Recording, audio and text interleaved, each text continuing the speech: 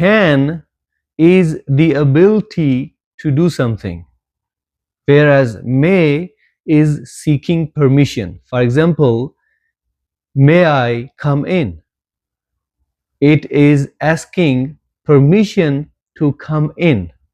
If I say, can I do it? It means I am asking, am I able to do it?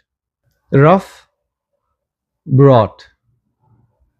Cuff, caught. Rules of capitalization. Capitalization means where and when to use capital letters in a word. Number one, when you start a sentence, you should capitalize it. Secondly, when you use proper nouns, for example, names of places and people, you should capitalize it. Number three, when you use the names of specific objects or things, you should capitalize it. And lastly, when you use pronoun I, no matter where you use it in a sentence, it should be capitalized.